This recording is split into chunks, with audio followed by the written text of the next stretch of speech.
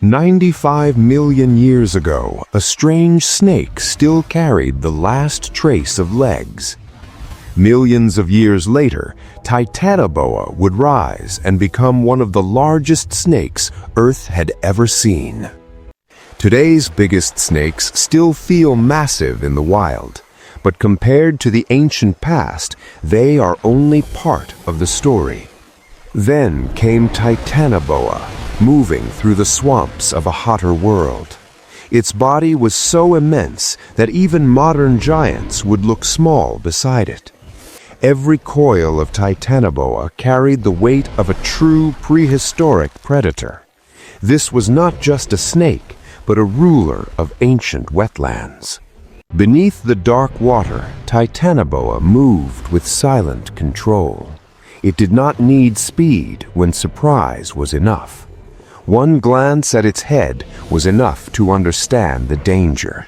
Calm, patient, and built for absolute dominance. Across the wetlands, Titanoboa turned the swamp into its hunting ground. Few creatures could challenge something this large. When it left the water, its size became even more terrifying. The land itself seemed to bend around its movement. But to understand the full story, we have to go even further back to a world older, drier, and far more unfamiliar. Long before Titanoboa's swamps, Patagonia was harsh and unforgiving. Dust, stone, and heat shaped the lives of early reptiles. Here, another ancient snake appeared from the desert silence. Its name was Najash, and it was unlike modern snakes. Najash had the long body of a snake, but not the full body plan we know today. Near its rear, tiny hind limbs still remained. As it crossed the dunes, its strange anatomy became clear. This was a snake caught between the old world and the new. It moved low over the sand, quiet and controlled. Even in this primitive form, the hunter was already there.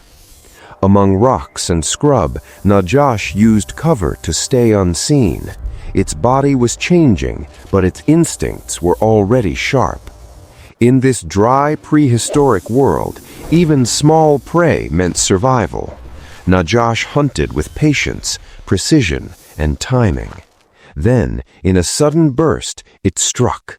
Fast enough to survive, but still carrying echoes of its ancient past. When the heat grew intense, Najash retreated into shade. Even predators of the lost world had to endure the land itself. Its small hind limbs were a clue from deep time, a reminder that snakes were not always shaped the way they are now. Buried in stone, Najash waited millions of years to be found again. Its fossil would help reveal one of evolution's strangest transitions. In the lab, every bone told part of the story. The spine, the pelvis, and the tiny limbs changed how we see snake evolution. Najash showed that early snakes were more complex than once imagined. Its skull and skeleton preserved a forgotten chapter of reptile history. From lizard-like ancestors to serpentine hunters, the transformation was gradual. Najash stood close to that turning point.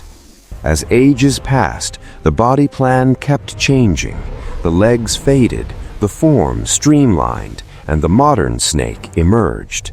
And long after Najash vanished, Titanoboa would inherit the ancient legacy. Ancient snakes were not just bigger or stranger, they were pieces of a world now lost forever.